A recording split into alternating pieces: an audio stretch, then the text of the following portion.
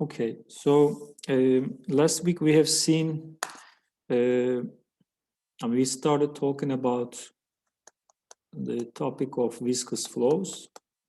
And of course, the most sorry, important thing is the concept of the boundary layer. And we have watched last year's class video just to talk about the introductory concepts, but I will repeat some of them, but we will go into more detail, of course, starting from today, and we will basically conduct the class back again using the whiteboard, and I will take notes, and I will try to explain to you the concept of the boundary layer and how we approach it mathematically. What are some issues related to those? Again, just to remind you, this is, basically, just to repeat from last week, in this semester, this aerodynamics 2 class is concerned about two major topics. The first one is the inviscid compressible flow. So we finished that. And the second part is the viscous incompressible flow. That's what we are talking about right now. So we are indeed, we will talk about the effects of viscosity and the concept of the boundary layer, but we are interested in, at least in the context of this class, incompressible viscous flows first, okay? That is more fundamental. The fundamentals, let's say, are a little bit easier to understand in this case. So generally in aerodynamics classes all over the world, we first teach incompressible viscous flows, because compressible viscous flows are a little bit more advanced topic when we take into account, let's say, density variations, for example. So just to repeat from last week, the concept of the boundary layer. First of all, we will discuss this topic as we also kind of introduced ourselves from last week using a simple geometry called a flat plate, okay? Even without going into any airfoils or anything, we will consider a simple flat plate problem. So it does not have any curvature, meaning geometrical curvature on the top or bottom surface, just flat surfaces. So considering this flat plate, our coordinate, we define our coordinate axis as x and y. And when this flat plate is subjected to some, let's say, velocity, free stream velocity, what we end up having is due to, there are a few things. I will write them down. The first thing is when the fluid is moving,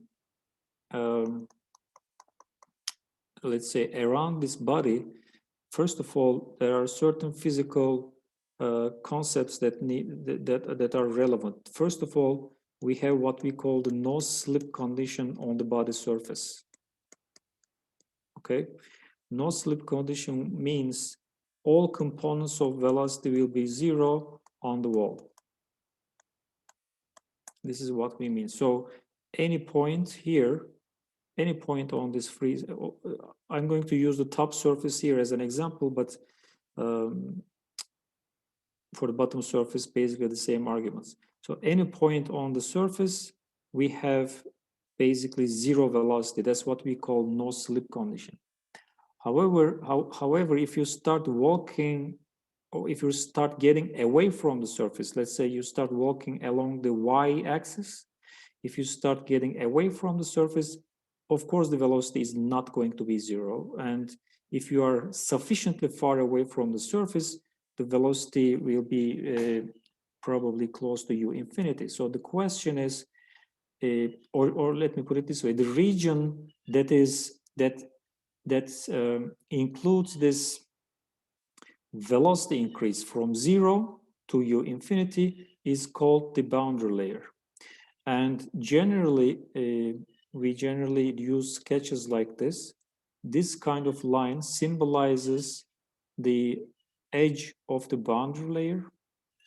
So at any X location, let's say the boundary layer has a certain thickness, and this thickness keeps increasing as we go further away from the leading edge. If this is the leading edge, if we go further downstream, this boundary layer gets thicker and thicker and thicker.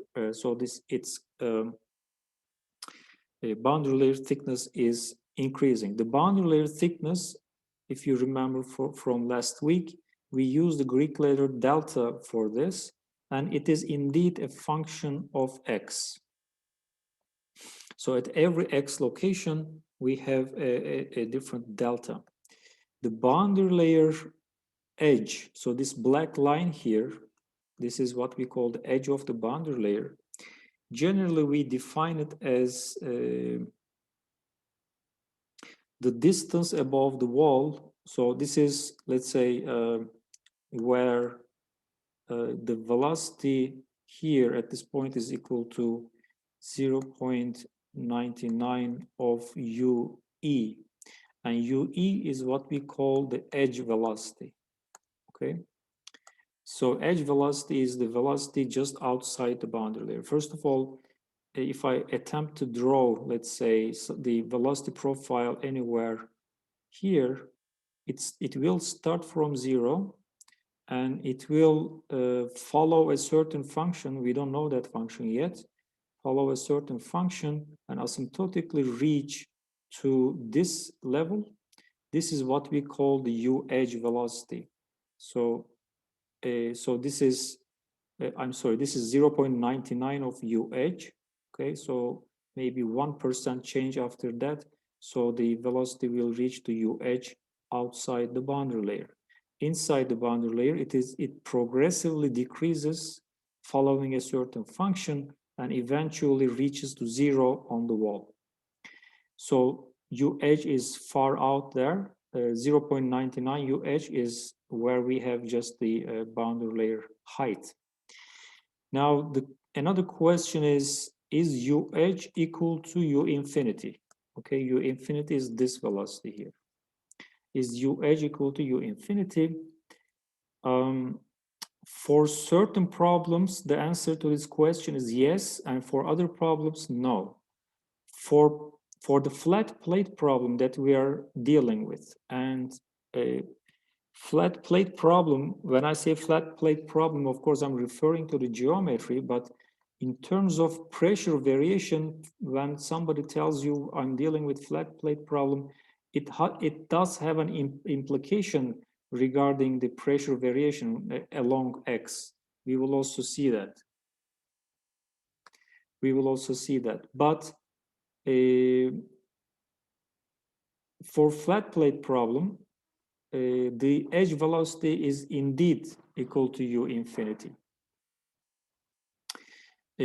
For other problems, what do I mean other problems? Like the flow around an airfoil, for example.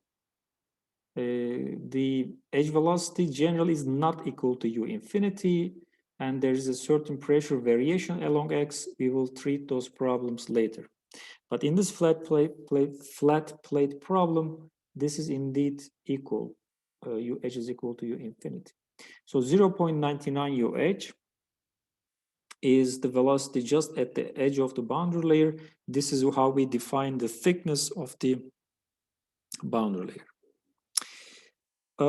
What else? So we define delta. So within the boundary layer, as I just drawn here, the velocity, and this is the U component of velocity, the X component of velocity changes with Y. It is a function of Y. We have a name for it. We call it the velocity profile, we say. Velocity profile within the boundary layer. It is some kind of function of Y. We are interested in knowing that. We don't know what that function is at this stage. Now, another important concept regarding the presence of a boundary layer is, so this is basically what we call, what I just described so far is what we call the velocity boundary layer. Okay, so this edge, for example, is the edge of the velocity boundary layer. By the way, I can maybe from now on use this short usage B/L, that means boundary layer. So this is velocity boundary layer, but that is in reality in viscous flows, we do have another type of, another boundary layer that exists on the surface. That second type is called the thermal boundary layer. Now, for the thermal boundary layer, the let's say the boundary condition, first of all, let me write it down. There also exists, in addition to velocity boundary layer, there exists what we call a thermal boundary layer. Of course, that is related to the temperature variation above the body within the fluid.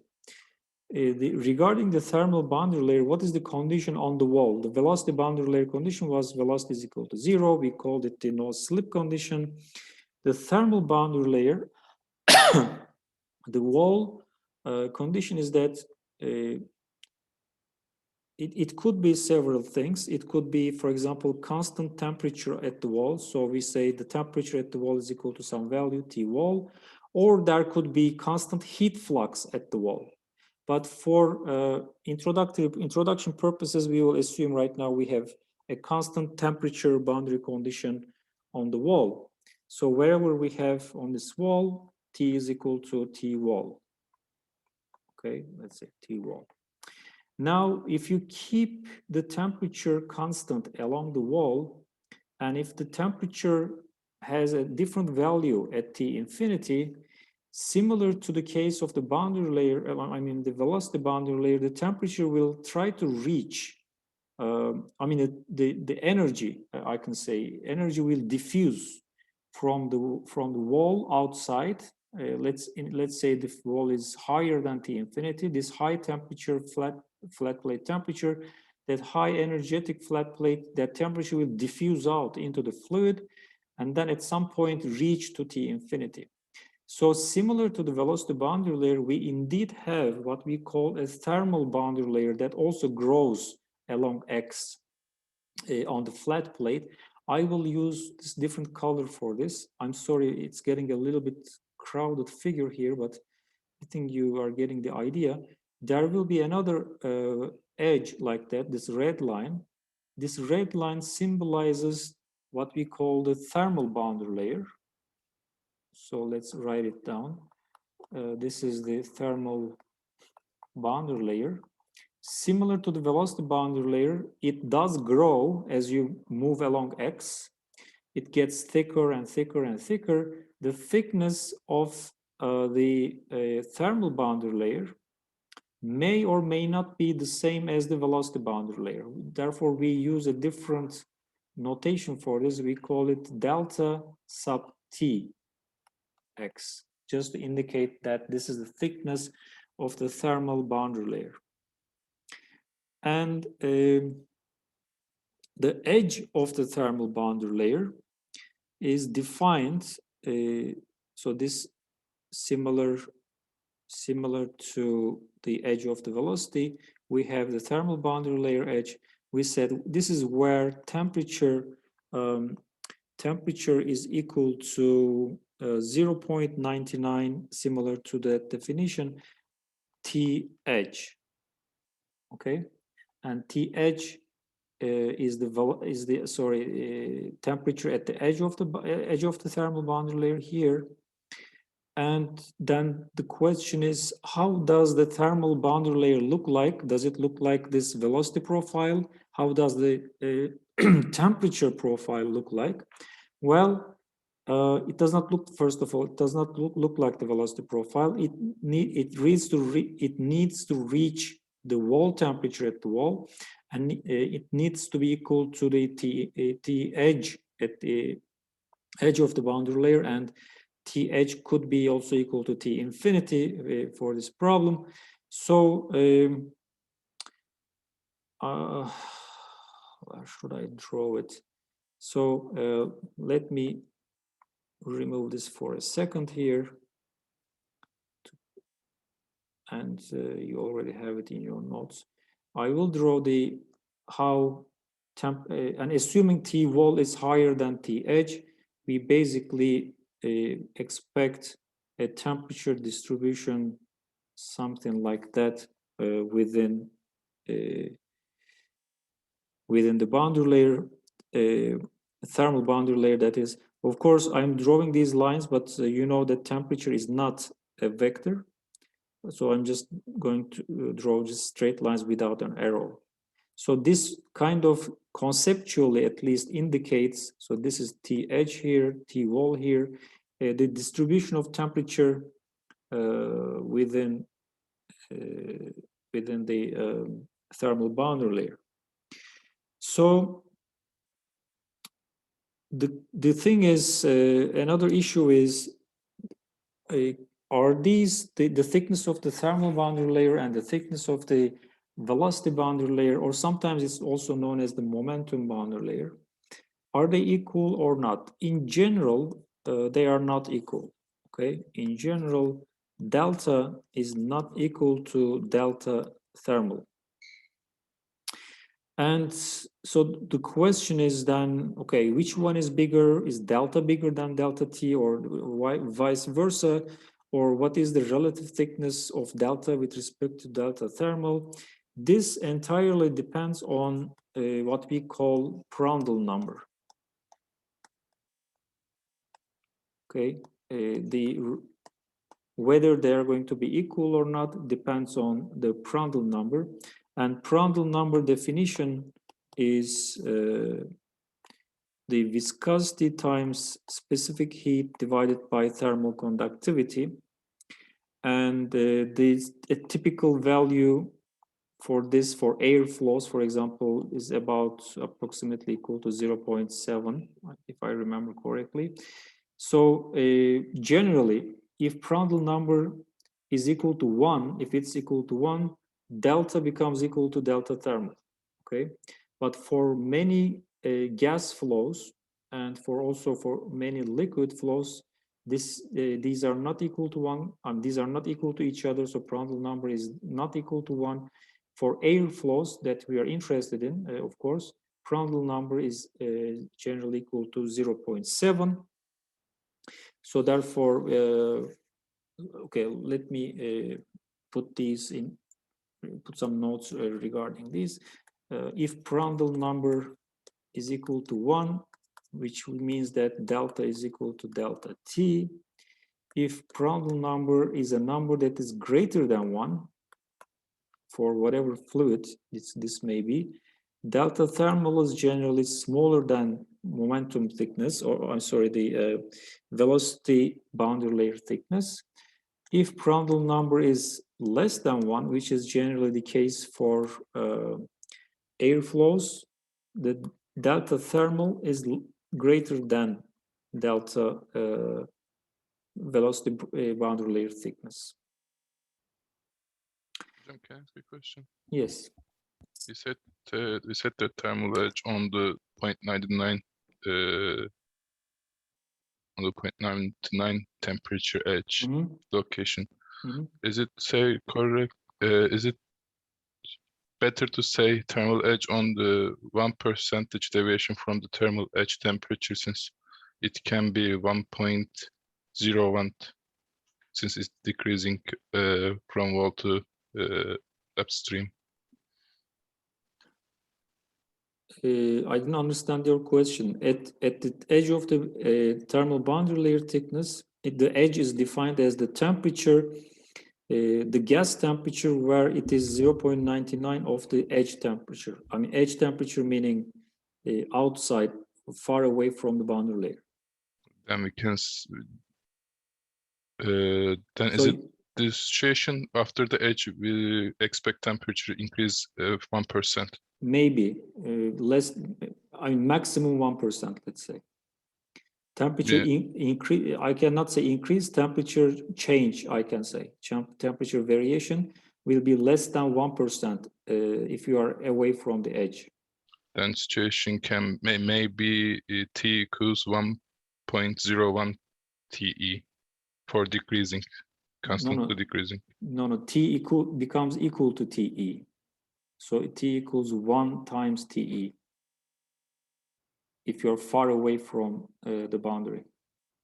Ya hocam demek istediğim şu aslında T-wall'u büyük olduğunu düşündüğümüzde yukarı doğru çıktıkça azalma bekleyeceğiz. O zaman bu edge'in sanki 0.99 TE'de değil de 1.01 TE'de olması gerekiyor. Azalma oldu. Hayır anlamıyorum sorunu. Yani şurası, bir daha çizelim.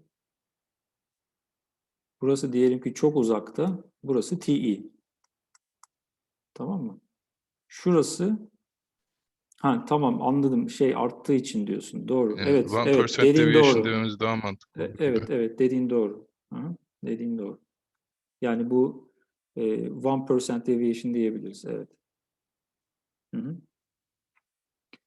Tamam. Tamam hocam. Okay.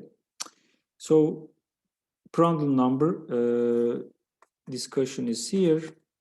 If Prandtl number is less than 1, for air it's 0.7. So that's the case we have. Generally, thermal boundary layer is generally thicker than the momentum boundary layer or the velocity boundary layer. So why is it so important that we need this? First of all, we will first focus on the velocity boundary layer discussions. I don't know, did you see did you get any information about the thermal boundary layer and how we apply this in the heat transfer classes? Maybe you did, I'm not sure. Yeah, we get some classes about it. Right. So here we will mostly focus on the velocity boundary layer. And the question is, and of course, within the boundary layer, we said that velocity is a function of y, and we don't know that function, and we would like to know that function. And why are we interested? And why? I mean, the reason that we are so much interested in knowing this uy variation is that when we take the derivative of this, okay, within the boundary layer, and in fact on the wall, let's say this is some kind of function, I would like to take its derivative with respect to y, and I want to know its value on the wall, the value of the velocity gradient at the wall. The thing is, when you multiply this with viscosity, this is what we call the wall shear stress. You might remember from fluid mechanics classes. Wall shear stress. Now, this is, of course, now very critical, because in order to calculate wall shear stress, I need to know the function, because I will take its derivative and evaluate its value at y equal to 0, which is the wall, and then it will give me the shear stress value. Why is shear stress important? I mean, shear stress is, at any location on the flat plate, it's the stress that is it is related to the force, stress is force per unit area. So it's related to the force acting parallel to the solid body surface. So therefore, if there is a shear stress distribution along the surface, let's say at the top part and the bottom part of the surface, when integrated, this will give you the total force that is basically pushing this body towards downstream. And we do have a name in aerodynamics for this force. Yes, we call it the drag force. So therefore, drag is, and of course, if you remember, we have generally many different contributors to the drag. In this case, we are talking about what we call viscous drag. Okay, viscous drag. And it is quite, especially at lower angles of attack where we do not have any separation or we do not have any significant pressure drag. The drag is dominated, I mean, if the flow is not separated over your wings and everything, drag is dominated by the viscous drag. So, and how can we calculate drag? In order to calculate drag, we need to integrate wall shear stress distribution. Well, how do we know wall shear stress distribution? We need to know U, the du dy distribution over the flat plate. And how do you know the u-dy distribution? We need to know the ui variation at every x. Okay, so that's how ui, that's basically one of the most important reasons we need to know the velocity profile variation along x within the boundary layer, so that we can actually go all the way and calculate the drag force acting on that body. As you might very well imagine, this is very extremely critical for an aerospace engineer. Not only aerospace, you know, in general, anything, automotive engineers, everything, for everybody, this is very critical. Regarding, this is the issue related to the fact to the fact that why we actually are interested in knowing UI. Regarding the thermal boundary layer, if we know the temperature distribution within the boundary layer, so the temperature does change with Y, so we don't know that function, we would like to know it. The reason is that, again, similar, if we take the derivative of this function with respect to Y and evaluate it at the wall, whatever that function is, you take its derivative with respect to y and insert y equal to 0 into that function, you get this derivative. The thing is, when you multiply this with minus thermal conductivity at the wall, this is what we get, what we know as the heat flux at the wall. Okay, so heat flux into the wall. So why is this important? Well, especially you know, for certain flight regimes. I mean, this could be in, I mean, if there's any temperature difference between the flying object and the atmospheric temperature, you will, because of this reason, you will end up with a thermal boundary layer, which will turn into a heat flux that is occurring on the wall. If we would like to calculate this heat flux, we have to know this temperature gradient, and therefore we need to know the temperature profile within the boundary layer.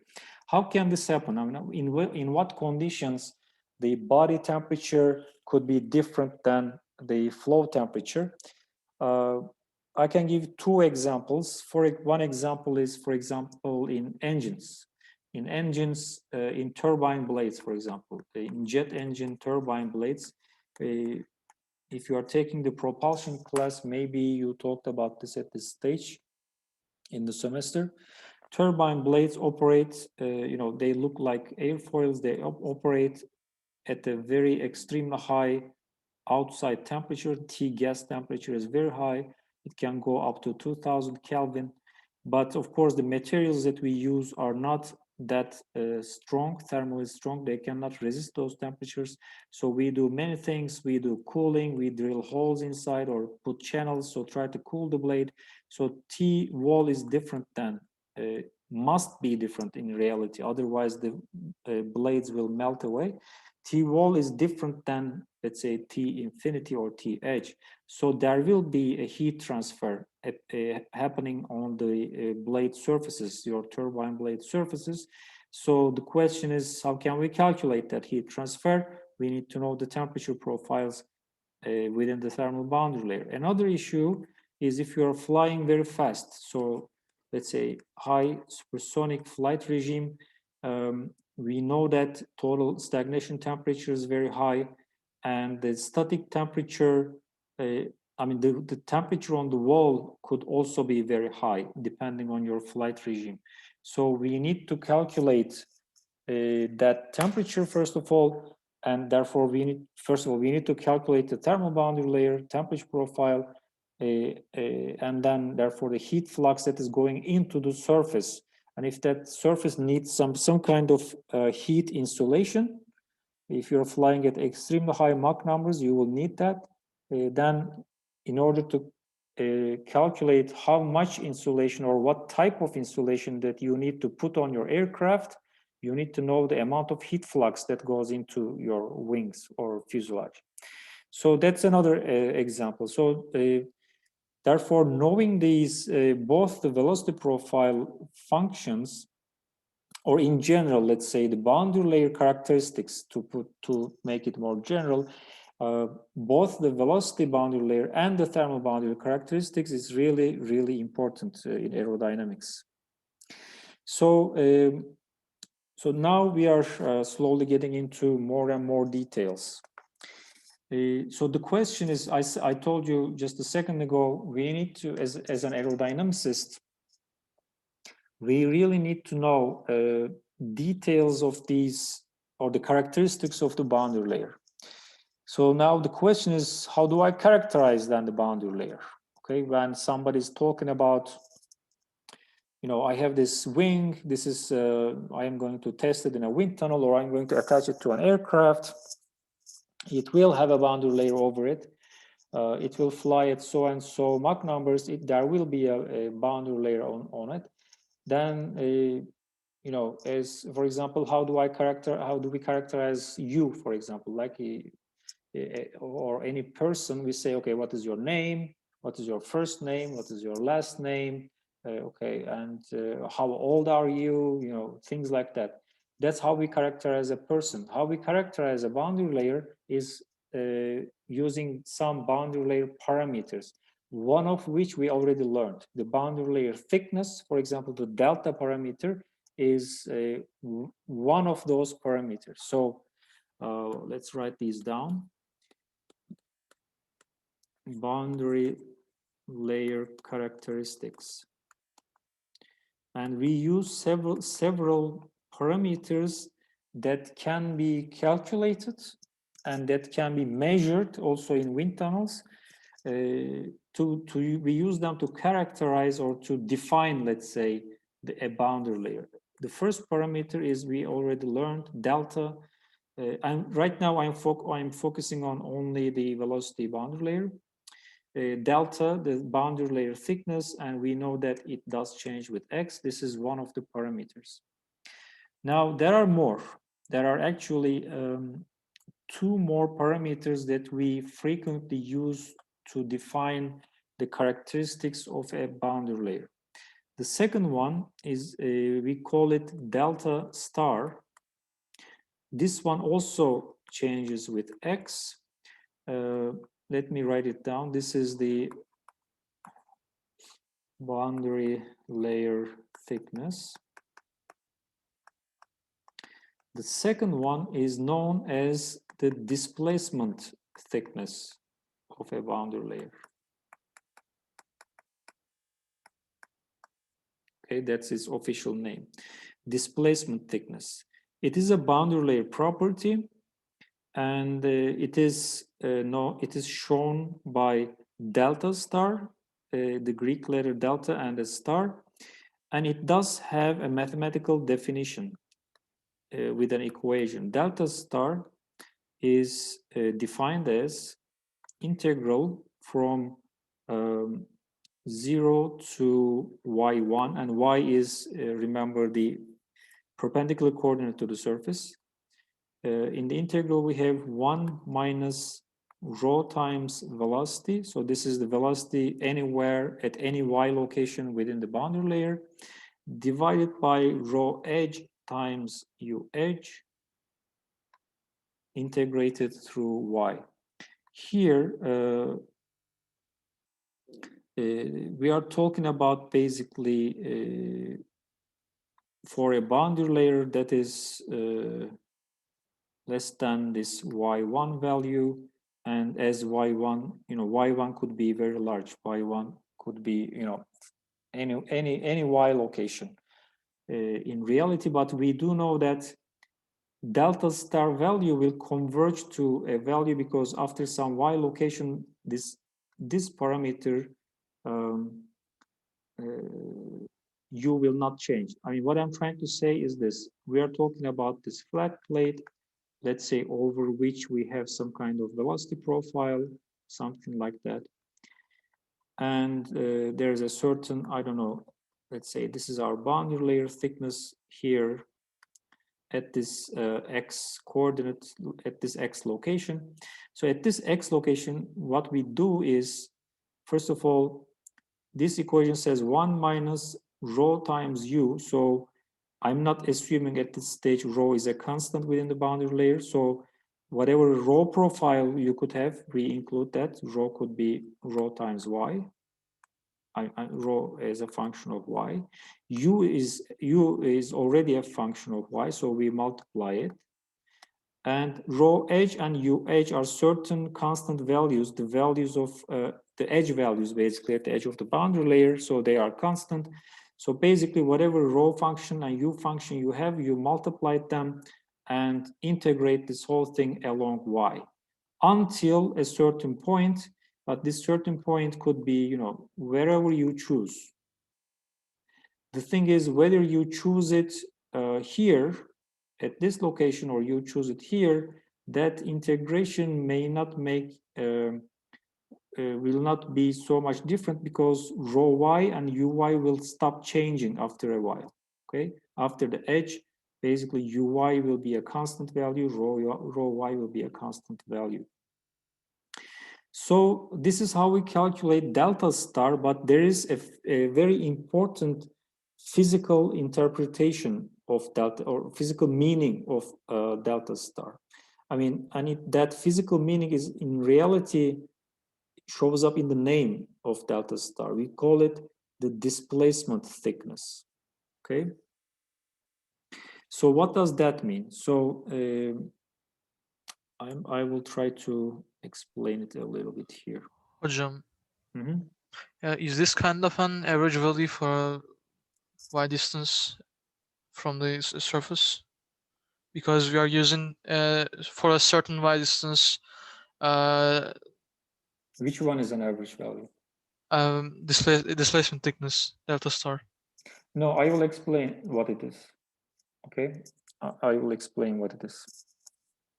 So first of all, we say displacement thickness. The question is what is getting displaced? Yani displacement şey demek değil mi? Yerinden bir şeyler yerinden oynatılmış. Yerine oynatılan ne burada? Onu delta star'da bir şeyler yerinden oynatıldıysa delta star diyor ki bu kadar metre oynatıldı diyor. Yani aslında olan o. Buradaki problem ne oynatıldı yerinden? Şimdi onu açıklamaya çalışacağım. Let's again concentrate on our flat plate. Let me remove this dot here.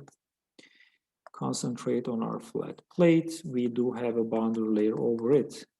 So we have some kind of boundary layer growing like that.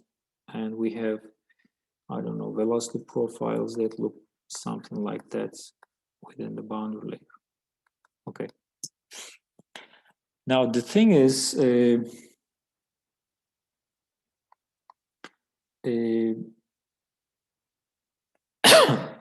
let me try to explain it like this. If you do a control volume analysis, like a imaginary control volume here, okay, and at the inlet, let's say we do not have a boundary layer, so let's say we have a uniform velocity profile. So all the velocity is equal to u edge or u infinity, whatever. So we have a uniform velocity profile. At the exits here, the velocity is not uniform. I mean, it will be uniform until the edge, and then there will be a velocity profile like that.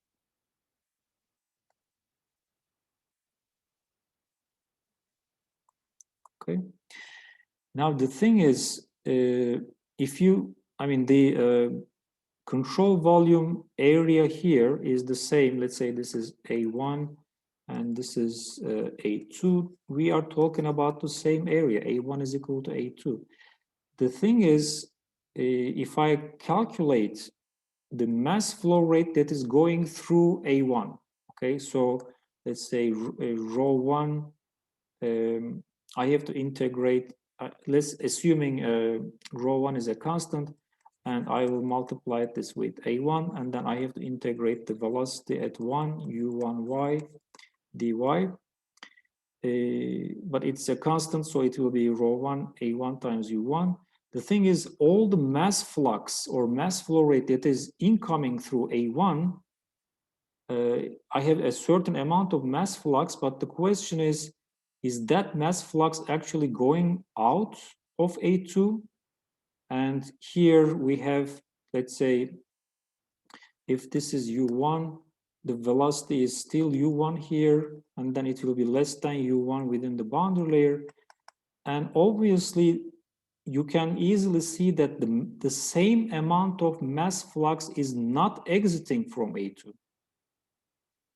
If 10 kilograms per second is coming in, because of the presence of the boundary layer, 10 kilograms per second it cannot go out because we have reduced velocity here.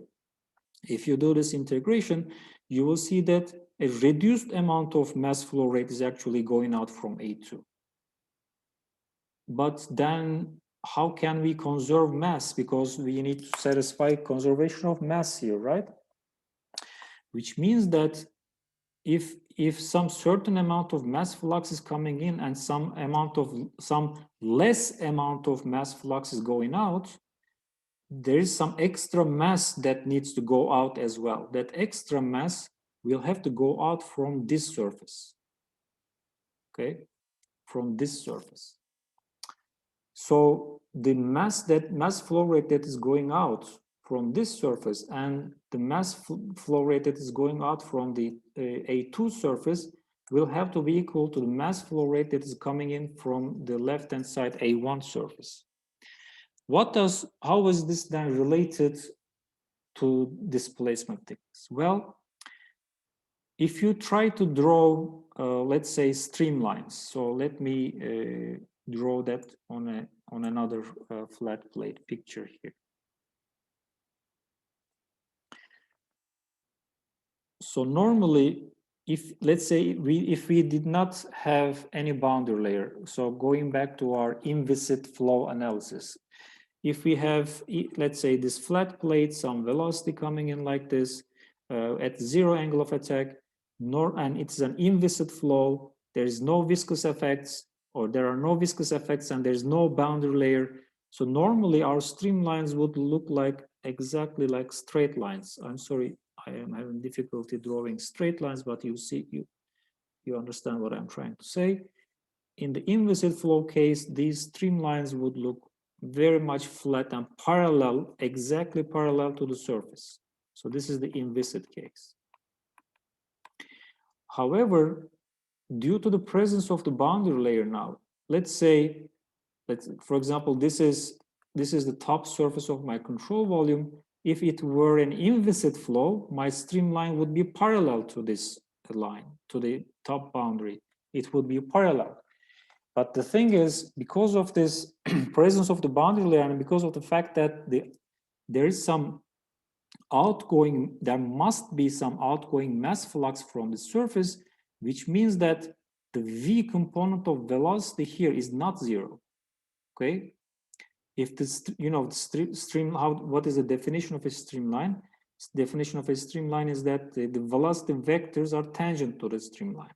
So if the streamline was just parallel to the straight top surface, it is, there's only one velocity vector, u, like in the inviscid case. But that's not the case here. There must be some mass flux that is going out from this surface. So therefore, there must be a velocity component v in addition to u. Those streamlines, so therefore, streamlines cannot be parallel to this surface, which is parallel to the surface of the flat plate. Streamline must be diverted like that. It must be curved a little bit. Okay. Let's say if this one here is my inviscid case streamline, the viscous case streamline, as the boundary layer grows, it will be deviating from this inviscid case streamline. So this is the streamline for the viscous case.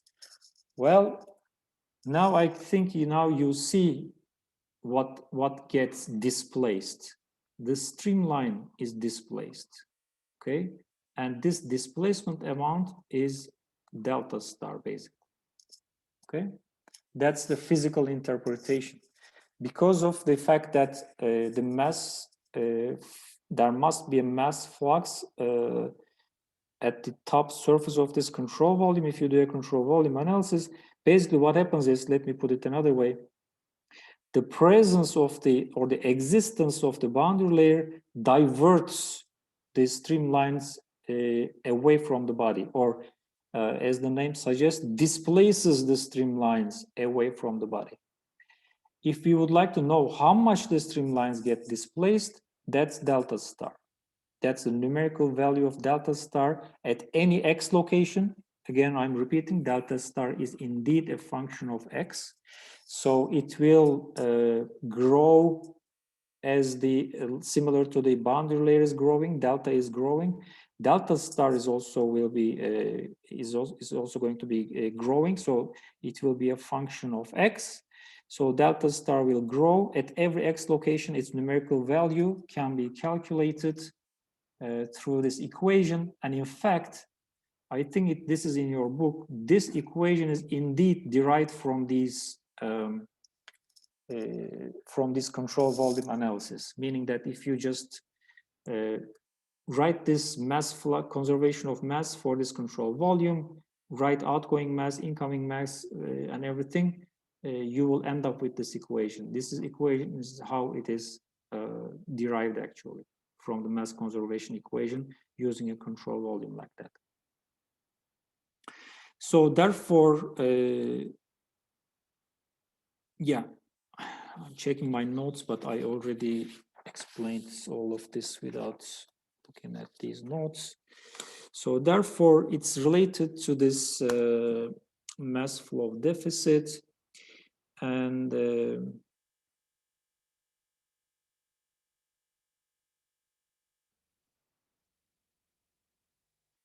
yeah, okay, I already explained many of this stuff.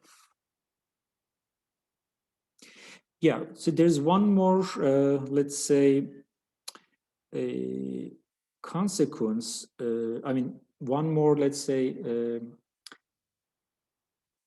conclusion regarding this delta star definition that we can make use of, especially in aerodynamics analysis, that is related to the concept of what we call effective body.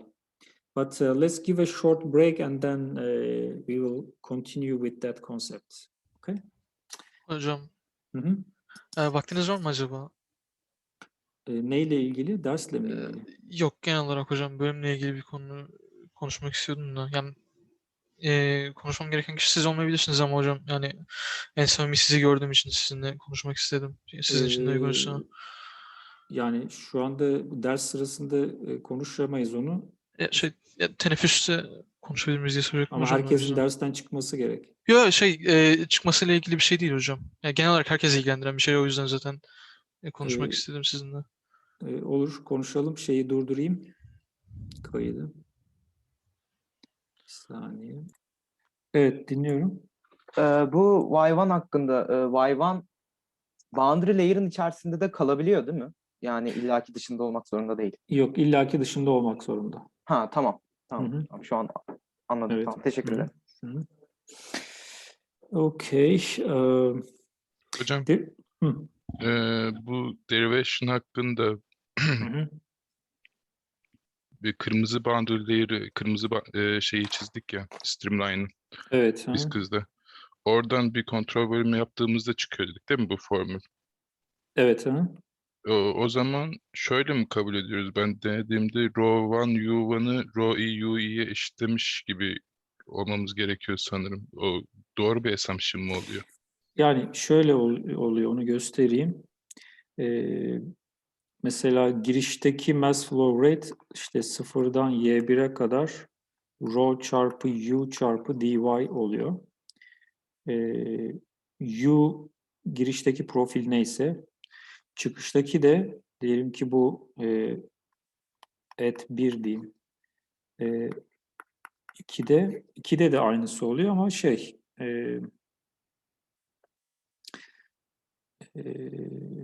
yani 2'de de böyle hesaplıyorsun fakat U profili girişte uniform, çıkışta uniform değil, başka bir fonksiyon oluyor ve bu şekilde şurası azalan bir fonksiyon oluyor. Değil mi? Onun için bu ikisi arasında bir fark oluyor. Böyle hesapladığın zaman bu integrali kullanarak. Yani İngilizce açıklayayım, sonradan dinleyenler olabilir. If you calculate the mass flow rate at 1 for example, for incompressible, you can take rho out, and then you have to integrate the u function at 1, and 1 is here at the inlet. And here it is actually a constant. It's going to be rho times u1 times integral 0 to y dy, so it's actually a1.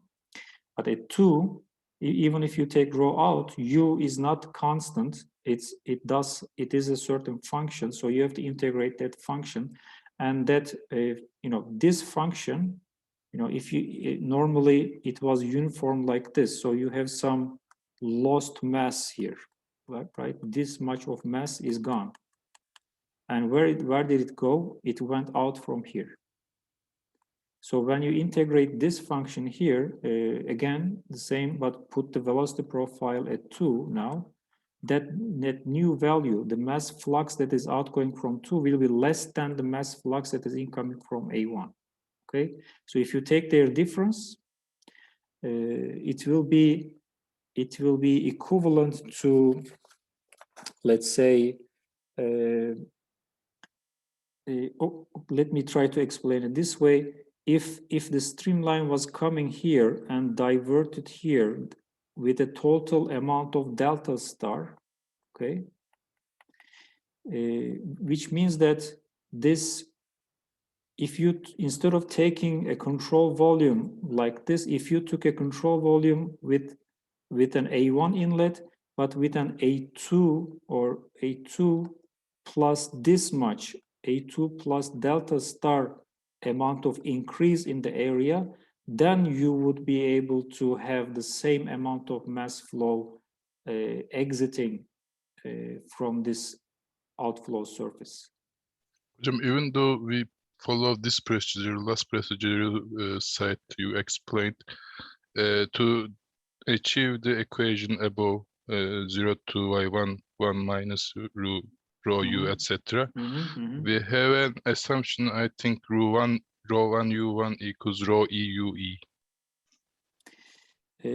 Rho 1, yes, of course, because here, I mean, since this is a flat plate outside the boundary layer, we have UH, and we assuming that UH is actually equal to U1, and for incompressible flow, densities will be equal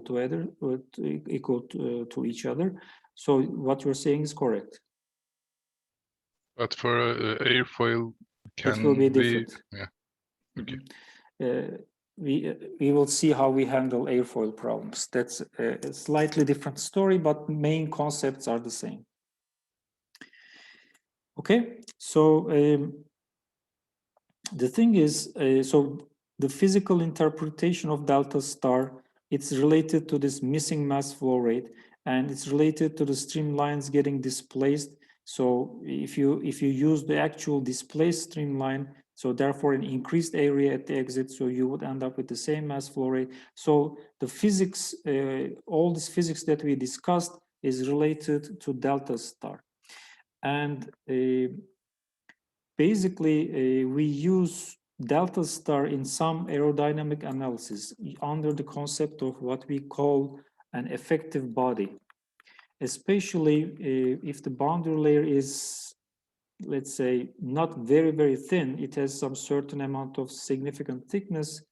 We use the concept of effective body, which means that, for example, let's say we are dealing with some kind of shape like this, okay? And we would like to investigate this with, there's some u infinity. Let's say here, this is A, this point is B.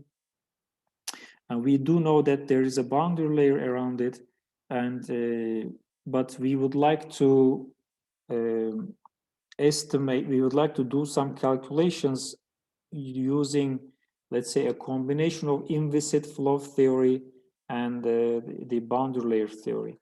Generally, this delta star is used in, there's a certain methodology, I will write that down, that this is the actual body, this black one,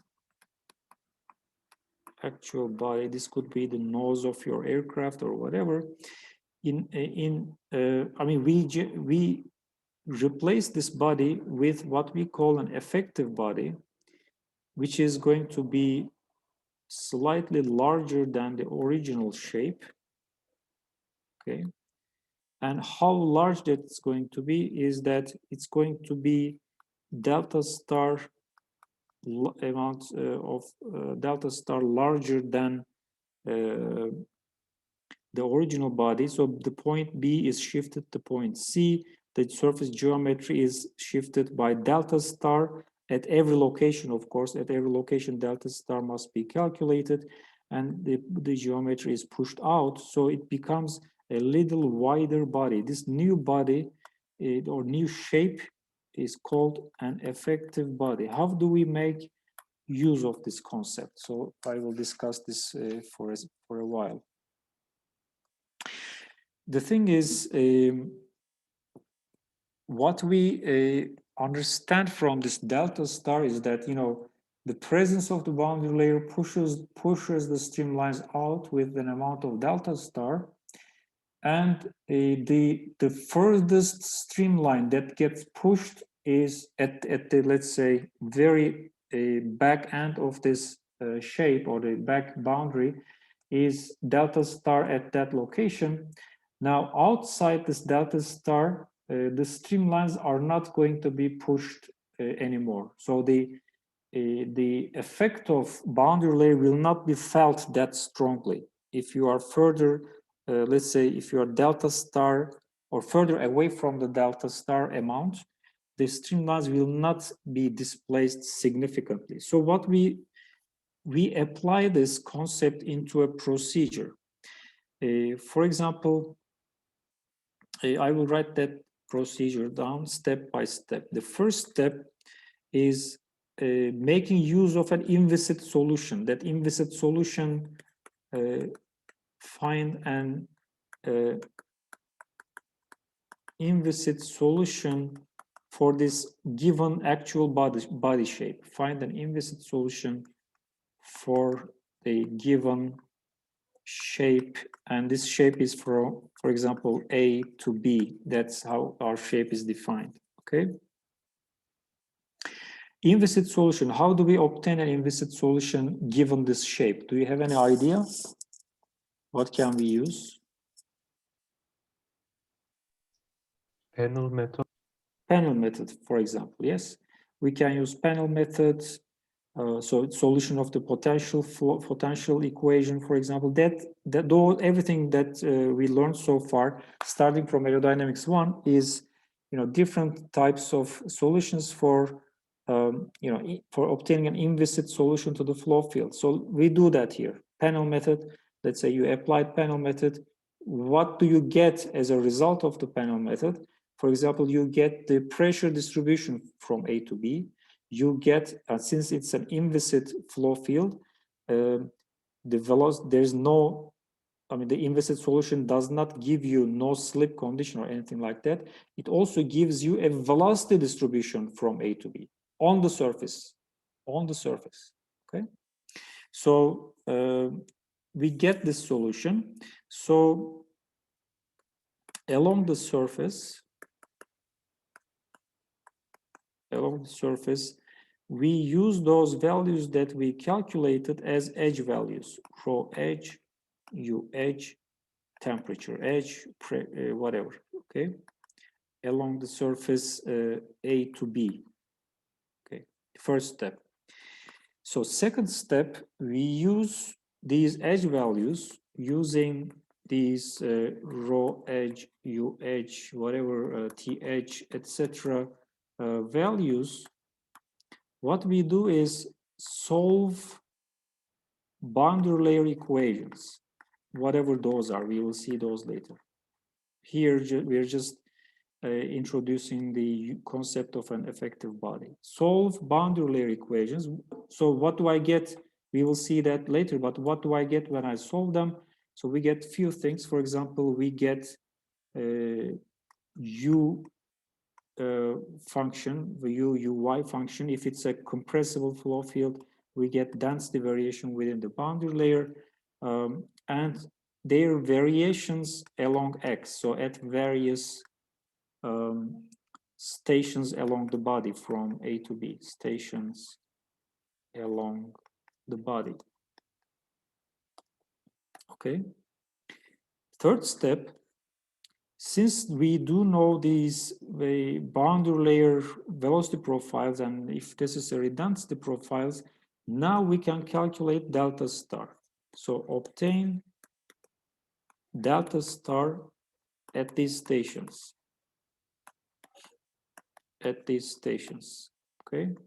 So using the equation that we have already written, let me write it down again. So 0 to some y1, 1 minus rho u over rho h u h dy. So we get delta star value. The fourth step is now we displace the actual shape from or we add delta star to the original surface geometry AB. So we obtain a temporary surface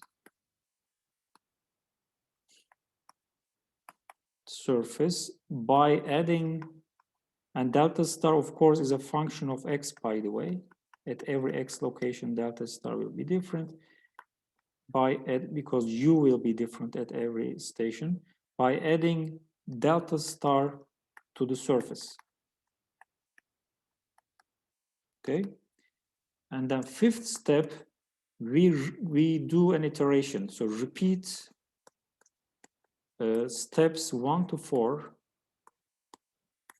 Steps 1 to 4. What do I mean by that? We go back to step 1. So what to have step is in step 1, we generate an inviscid flow solution. However, when we go back to step 1 now, we have a different geometry. We do not have the original geometry. We have the original geometry modified by adding delta star. So we have a slightly, let's say, inflated or a widened geometry now.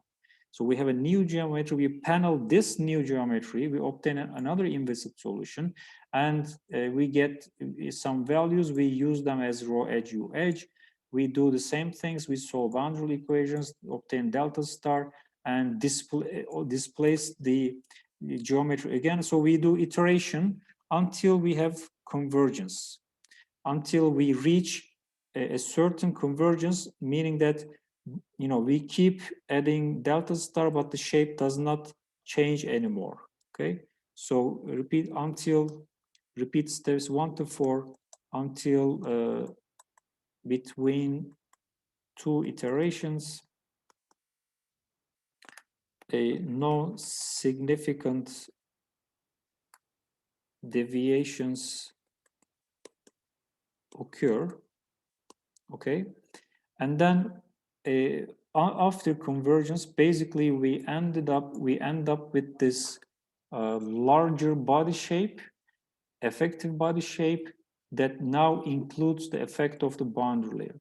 So this is kind of a hybrid methodology that involves that combines, I can say, an inviscid flow solution methodology and the viscous flow solution methodology. So instead of, let's say, trying to solve, trying to get, for example, a full CFD solution, let's say, full computational fluid dynamics solution or anything like that, you use simple, or simple meaning that relatively fast inviscid solution and the relatively fast viscous solution. We will learn viscous solution later.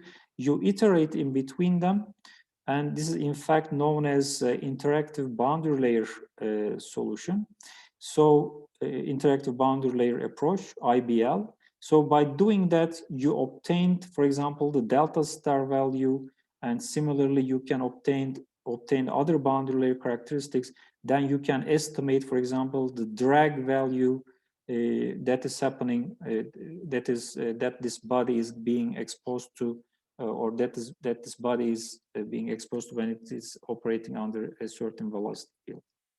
So effective body geometry is found after this by applying this iterative inviscid dash viscous solution scheme, let's say, or methodology. So in addition to the usage, I mean, the physical meaning of delta star, that it is the actual displacement of streamlines and everything, you know, related to mass flow conservation and everything. It does have a certain applied aerodynamics type of utilization when we would like to calculate boundary layer properties by a hybrid method, by a hybrid inviscid viscous solution, and in order to obtain an effective body shape. Now, so far we talked about two things. Still, in the beginning, if you remember, our starting point was boundary layer characteristics. We talked about boundary layer thickness, and we talked quite a bit about displacement thickness. But these two still is not enough to characterize a boundary layer.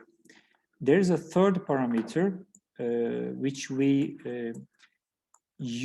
designate with the Greek letter theta, and that is known as the momentum thickness. So theta, we use theta for it, and this is known as the momentum thickness. And the definition of the momentum thickness, theta, is such that it is a similar integral from 0 to y1, rho times u divided by rho h times uh, 1 minus u over uh dy. Okay. Similarly, delta, I mean, y1 basically must be larger than delta. Okay, and y1 could go to infinity. Similar case. So the physical argument is also kind of, or the physical argument is also kind of similar to what we discussed in the displacement thickness discussion. So again, considering the flat plate exposed to some u infinity, again considering a control volume over the flat plate like that, again considering the same arguments, like if we have a uniform velocity incoming into this control volume, and we will have a non-uniform, at least until some point, and then non-uniform velocity profile that is exiting. Now, if you do a control volume analysis, you will also see that not only incoming mass is not, from this surface, incoming mass is not equal to the outgoing mass. Of course, obviously, incoming momentum is also not equal to the outgoing momentum. I mean, the momentum that is included, that of course, that can be integrated from 0 to y again. The momentum that is here, that is present at the out surface, is less than the momentum that is incoming from this incoming surface. Okay, so the thing is, so therefore, momentum thickness, as the name suggests, is related to this. How? It's like the delta star argument. If I actually increase this amount with a certain extra thickness, let's say theta amount now, would I have the same amount of momentum outgoing from this, let's say, enlarged surface? Okay, so I'm not going to repeat everything again, but the difference in momentum from this in this original control volume, that difference is compensated by increasing, let's say, your control volume by theta amount, so that you match the amount of exiting momentum or outgoing momentum with the incoming momentum. So that's of course, similar to, so that amount is quantified by momentum thickness, which can be calculated by this equation. And in reality, again, this equation is also derived by this, it is a result of this control volume analysis, and it's derived from that. The numerical value of theta can be, I mean, how do we obtain the numerical value of theta? Again, we need to know the velocity profile that needs to be known. We don't know yet. The edge velocities must be known, and if it's a flat plate problem, it's easy. Edge velocities are equal to u infinity. If it's an airfoil problem, edge velocities are not equal to u infinity, and we need to know them. We need to obtain them somehow. And this is again a UI profile must be known. If it's a compressible flow problem, rho y profile needs to be known, rho y. And also, if it's not a flat plate problem, rho h might be different than rho infinity. And if that needs to be known, that has to be an input. So therefore, we use all these in terms of theta calculation. For the simplified case of, let's say, incompressible flow, of course, there is no change in density. So this rho cancels with this rho. So theta equation is simplified a little bit. So it becomes equal to u over uh 1 minus u over uh dy. So you only have to input the UI profile into this integration. If it's a flat plate problem, it's equal to u infinity for flat plate, so it could be also a constant. But if it's not a flat plate problem, you must calculate this value. It must be calculated for other geometries. How do we do that? We will see this later. Okay. Good. So let me check my notes. Sometimes, because I do not look at my notes, I keep describing, and then I have to find where I am actually in the notes.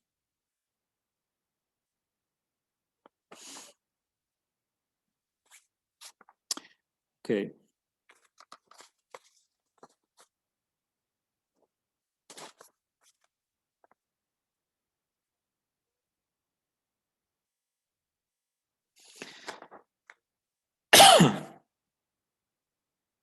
Okay, good.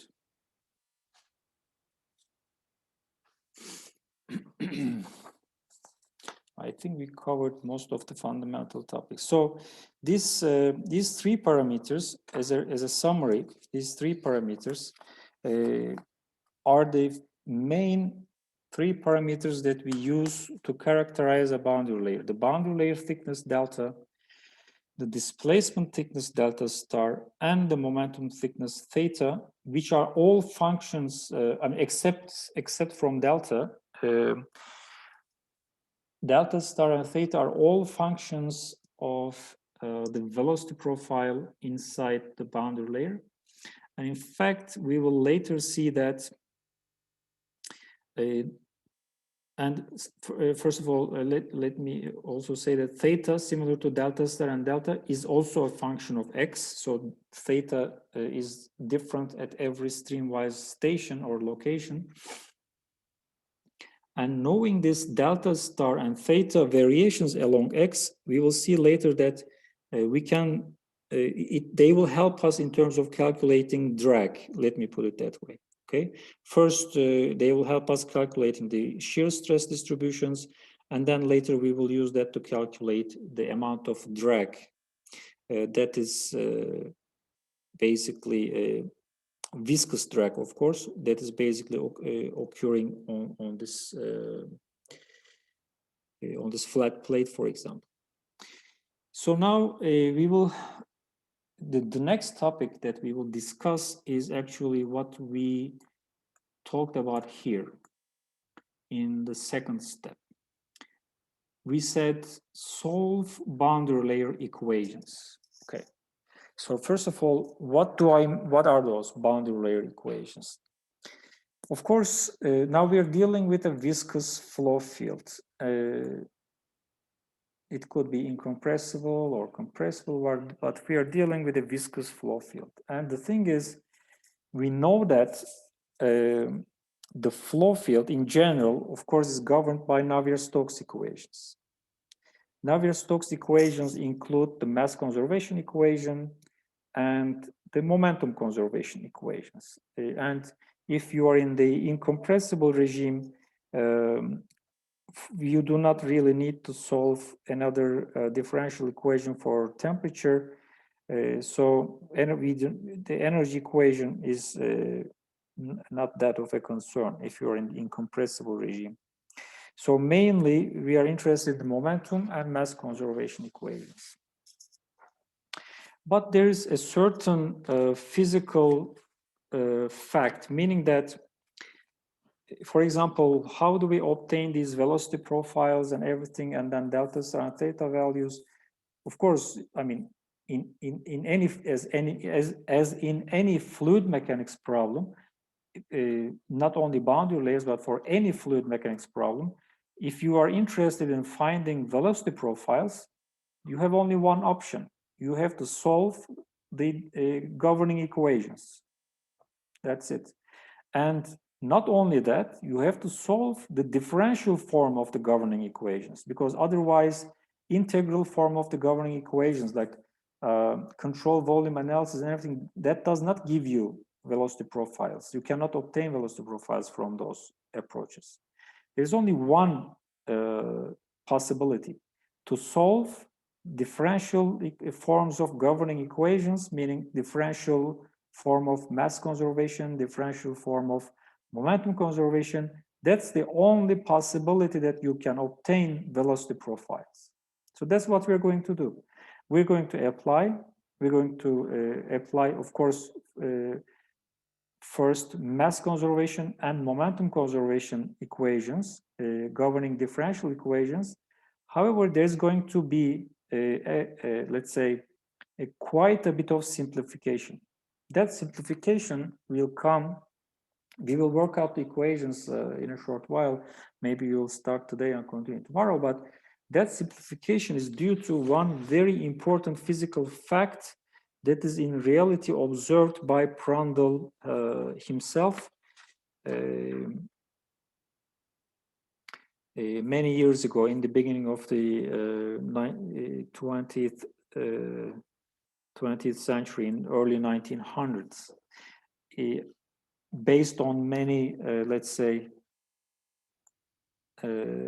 experiments, wind tunnel experiments. And that physical fact is this. Yes, there is a boundary layer, first of all, okay? For any solid object that is being that is placed inside a fluid medium, a moving fluid medium, yes, there will form a boundary layer on its surfaces, okay? So if this flat plate, for example, has a certain characteristic length, let's say its chord, this could be the chord of the flat plate or the airfoil, and if you consider the XY coordinates again, like this. Now, for many flows, let's say this is the maximum thickness of the boundary layer that is achieved on this flat plate. For many flows, we know that delta is in reality is much smaller than this characteristic geometric length of the solid object. Okay, it's really a small value. If it's again, if it's the chord of your flat plate or your airfoil, it's the chord. If you're talking about, let's say, I don't know, like a cylinder, for example, the diameter of the cylinder compared to the boundary layer thickness on the cylinder, of course, in the non-separated region in the front part of the cylinder. And you can, talk about many examples like that. Generally, the boundary layer thickness is very, very small compared to this characteristic length of your actual object. So because of this reason, we will see by writing the equations also, because of this reason, the equations of interest, meaning the differential form of the governing equations, for example, the continuity equation and the momentum equations, they do get simplified quite a bit. Okay, so because of this, because of the fact that delta is very much smaller compared to this characteristic length c, when we apply that to our governing equations, that fact helps us to simplify the governing equations a lot, and we obtain a new simplified set of governing differential equations. That new set of governing equations that are obtained after the implementation of this physical observation are called boundary layer equations. We will derive them in reality. We will obtain them. Okay. And we will obtain them, meaning we will start from our original differential equation. We will, at the end, after the implementation of this physical observation, we will reach to a simplified version of the governing equations. One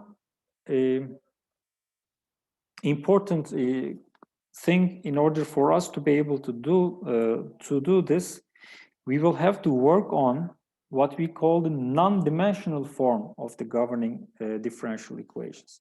So let's, as an example, first of all, let's remember those equations, okay? So let's say x momentum equation. So x is this direction.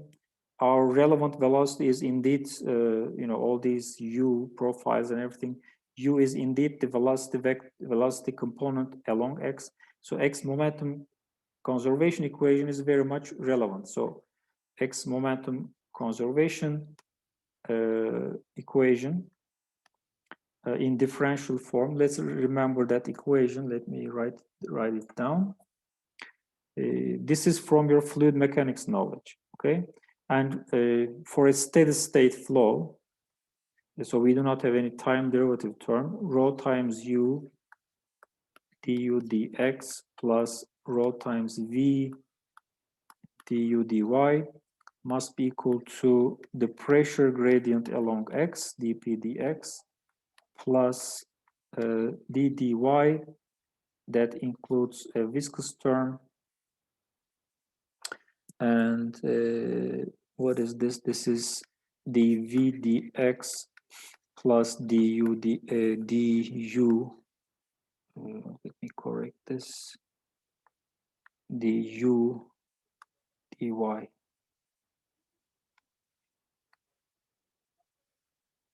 Okay, so this is the x momentum conservation equation. So this is basically in differential form. This is our, let's say, governing equation. In this equation, though, everything, the flow parameters like density, velocity, I don't know, pressure, these are all also viscosity, all dimensional variables, okay? All variables are dimensional here.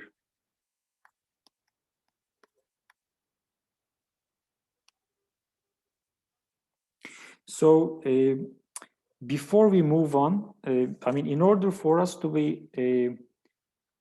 apply this, the fact that delta is small with respect to c, which actually means delta over c is a number which is much smaller than 1. And you can see delta over c is, delta is a distance, c is indeed a distance. So delta over c is in fact a non-dimensional number. So in order for us to apply this physical observation, we need to convert this conservation equations, and in this case, we will do a quick example on this momentum conservation equation to a non-dimensional form, okay? So it will still, that non-dimensional form will still reflect the same physics, but all the parameters that we will obtain will be non-dimensional. Like what, for example? For example, how can I non-dimensionalize u, for example, the velocity, okay? And let's call the non-dimensional form u star, okay? For example, what I can do is I can take this and divide it by u infinity. So then it becomes a non-dimensional. So u star is the non-dimensional value. So it can, so it is that. So similarly, I can non-dimensionalize other velocity components as well. So v over, if there is, v over u infinity, and if in 3 dimensions, you can also do for w. For example, for pressure, let's call it P star, I can divide local static pressure with its P infinity value, then it becomes non-dimensional, so on and so forth, okay? For density, I can define a rho star, rho over rho infinity, and everything. Also for viscosity, mu over mu infinity, and everything.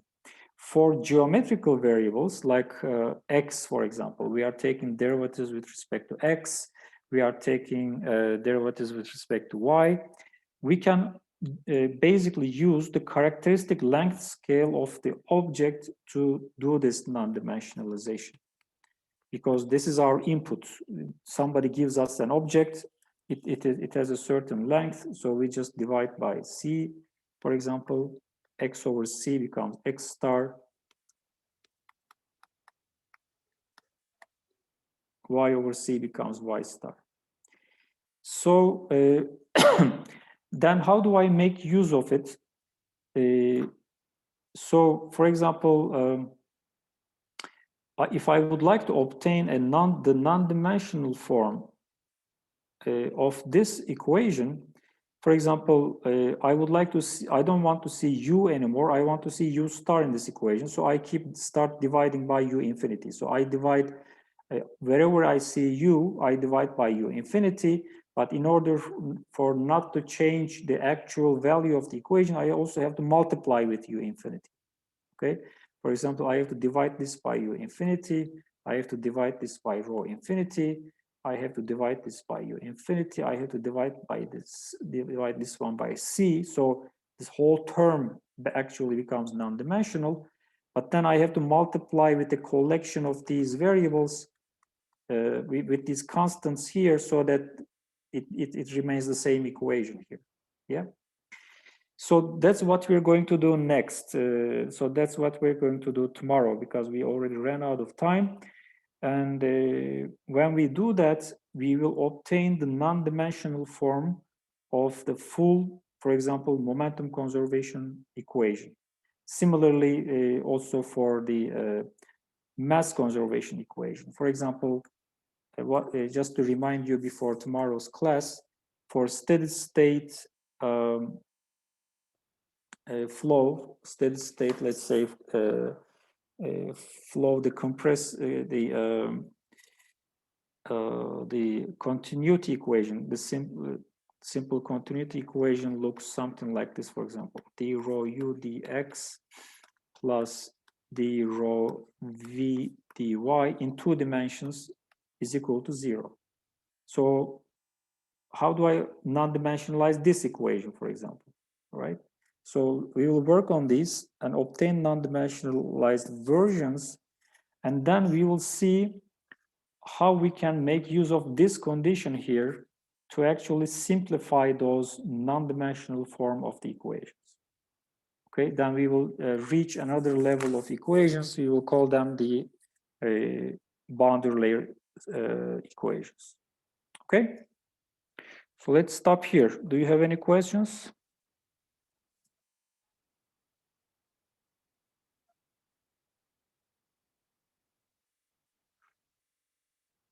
No questions. Okay, then let's meet again tomorrow. Okay, let's stop at this point. Hocam, I have a non-technical question, but can I ask? What is it about? Is it about the class? Yes, about labs. How many labs will we have in the semester? Do you know it? If I remember correctly, it was 5. Okay, thank you. Peki, şunu durduralım.